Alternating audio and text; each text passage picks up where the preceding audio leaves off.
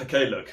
I know there's been a bit of a trend in these videos where I've obviously been impersonating Mike at the introduction to each one. However, I've already done it twice. I don't really feel like I can do it 3 times. I think the joke's got a bit stale, a bit old. It probably wasn't even that funny in the first place, and to be honest, it was probably a bit below me. I'm not going to do it anymore, so let's just move on. Alright, I think that's probably the most mature thing to do.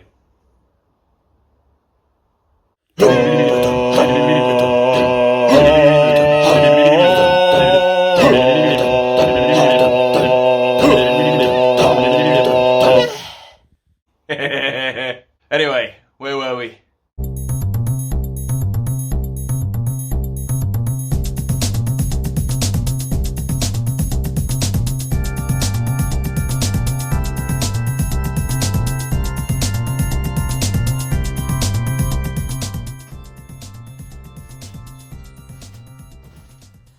Hairline done.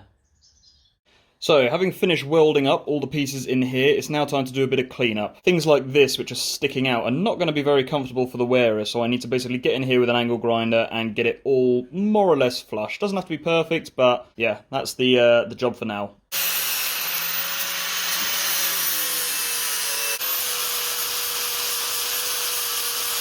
There we go, a little something like that. Like I said, it's not perfect, but it's just getting rid of all the sharp points in here, making sure nothing specific is sticking out, so that there's an overall sort of structure. Moving on to the respirator now. This is where you saw this left at the end of the last episode. I'm going to do a bit of cleanup on here, and then I'm going to start thinking about adding on the side pipes and cutting the various angles.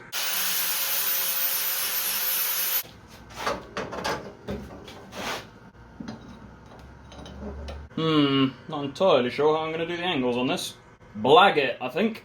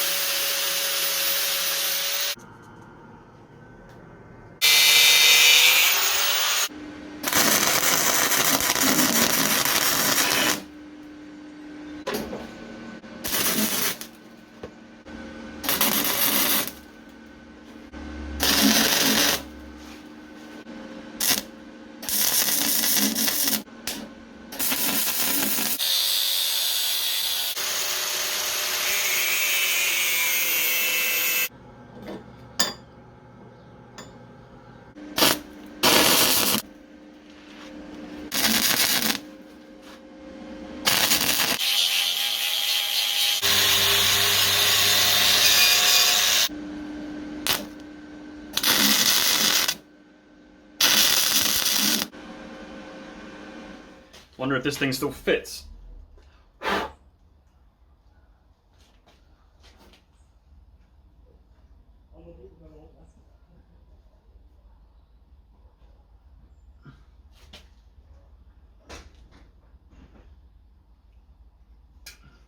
Definitely too heavy to rest.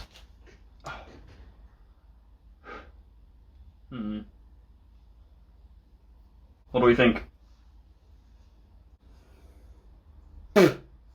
Dust.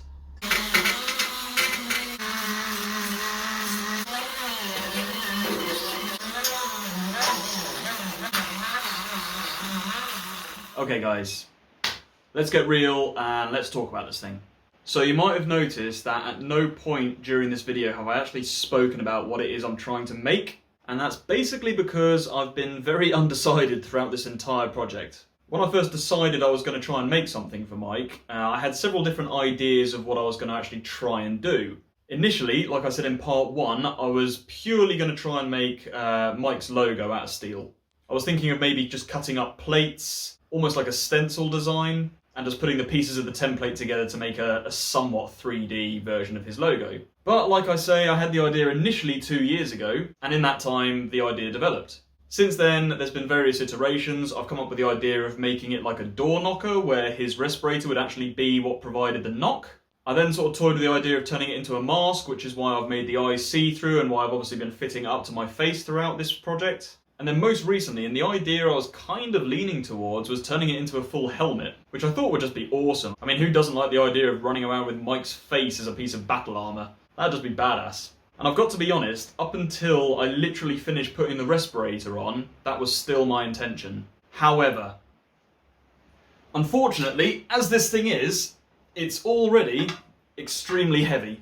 I need to get hold of some luggage scales, but I am going to weigh this thing and you'll kind of understand where I'm coming from, because I've still got to ship this thing to America in order for Mike to be able to auction it off. So unfortunately, purely from a logistics point of view, doubling the weight of this thing and then shipping it, it's going to cost a fortune, and I don't think I've got either the time, the effort, or the money at the moment. But the idea was I was going to use more of this rebar, have that running down to the reverse strap of the headphones, and then underneath the strap I was going to have it coming down to his ponytail. And I was hoping that would kind of counterweight it, so that even though the whole thing was heavy, it would sort of be balanced on your head, if that makes sense. But problems with that, not everybody has the same size head. Obviously I've been measuring this thing up to me, and whilst I do have a fairly well endowed cranium, I'm sure there are people out there with bigger heads than I. Literally, if not figuratively.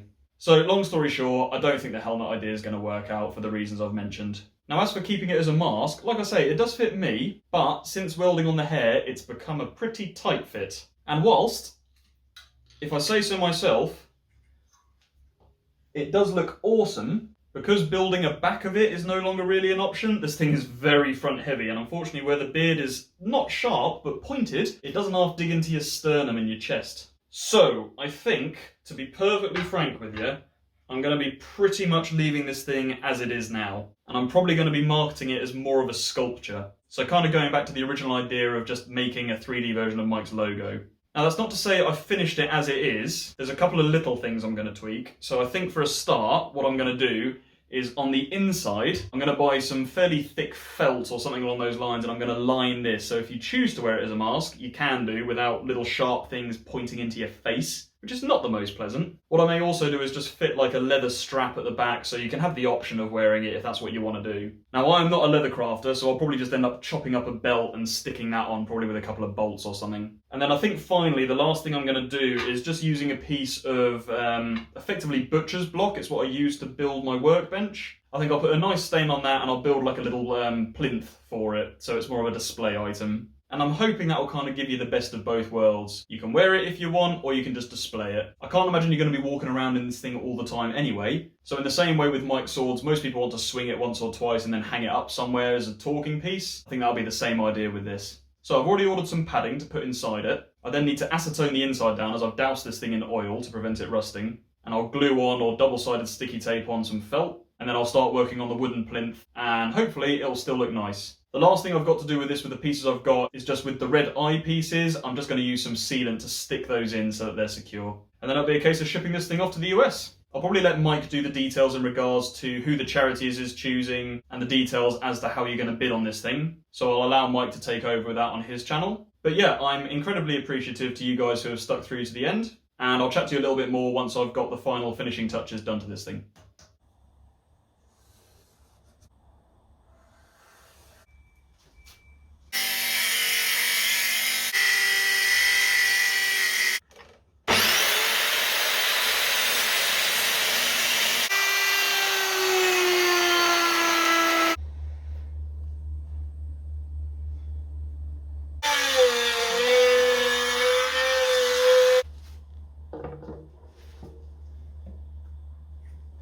Okie dokie, it's time to find out how much this thing weighs just on its own.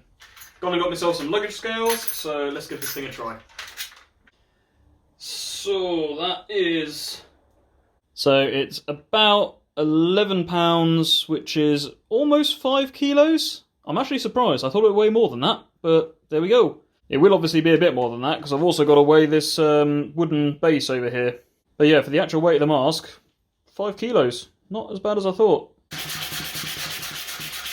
Right, got this whole thing sanded down. It's now time to apply the Danish oil, make it look pretty.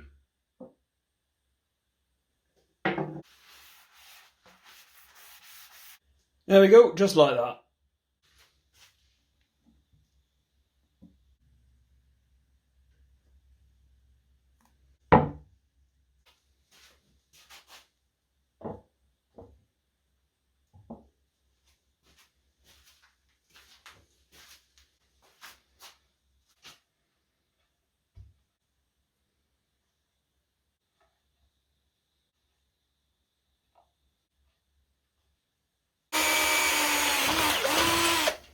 Right, that's got 4 holes drilled here and here. Idea being I'm going to be fitting the belt here just with some bolts. I think actually I'm going to add 2 at the top as well, just so I can have another strap coming down.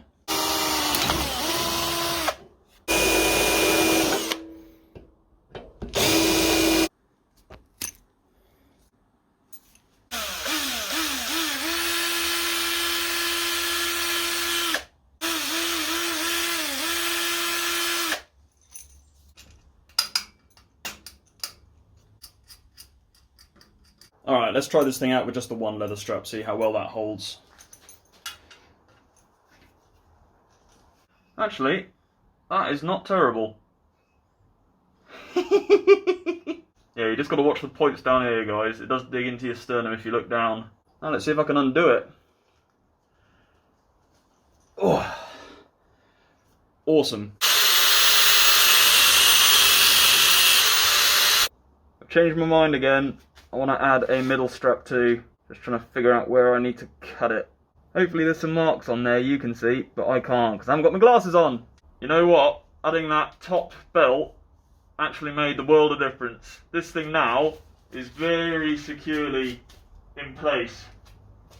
I'm really sorry if you can't hear my voice very well. My nose is getting crushed up against the inside. I need to line this thing with felt.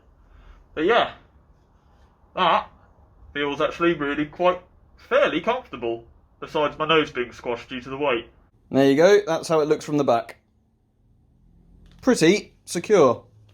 Right then, so we brought this thing in the house. I've got the inside all acetone down, and it's now time to glue in the red eyes. I'm going to be using a clear sealant, obviously unbranded, and let's just get on with it.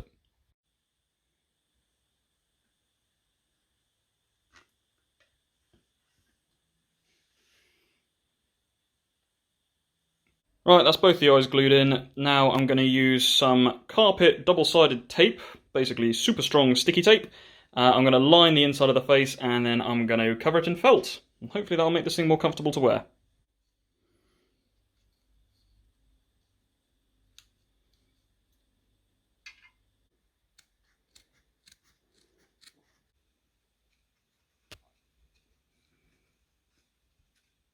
Well, I won't lie to you. This is trickier than I thought it was going to be, but we're getting there. Is it perfect? Absolutely not. Is it done? Yeah, I reckon so. Just a quick alteration, I decided to buy a router and just sink this padding so that it's flush with the top. I think that looks much nicer. Hey guys! It's done!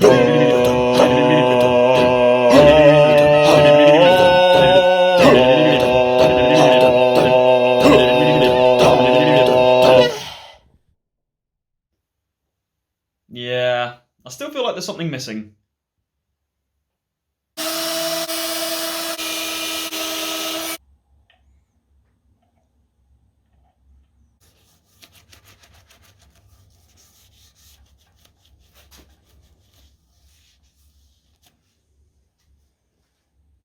Phil? Yeah. Can you please go to the shop and get me some milk? Yeah, no worries. Don't forget your mask.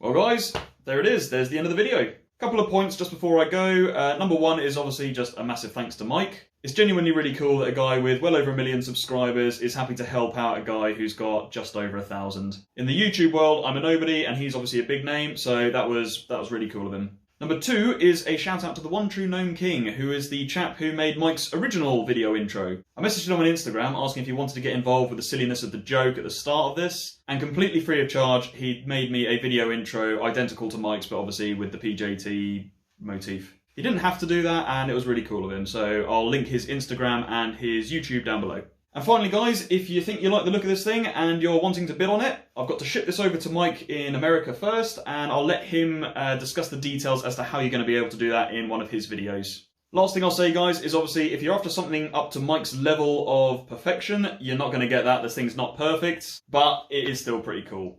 I will say it's a tight fit, and unfortunately I can't guarantee it's going to fit everybody. But if you do get hold of this thing, the trick is you have to put your face in directly forward. There's no bringing it up, there's no bringing it down, you just got to stuff your face in it, and that tends to work.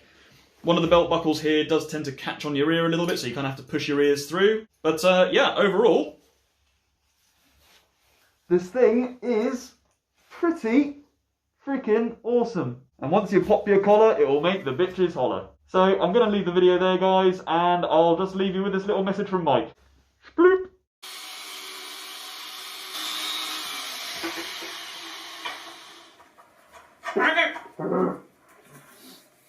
So anyway, like Phil was saying, the MichaelCthulhu mask, which I haven't seen in person yet, because this has been filmed in the past, is going to be auctioned off for charity, probably Doctors Without Borders. I'm not actually sure when it will slot into my regular video ship, because I physically don't have it yet, and I never know what I'm doing. But yeah, when I have the mask, it'll be auctioned off for Doctors Without Borders. Big thank you to Phil for making it.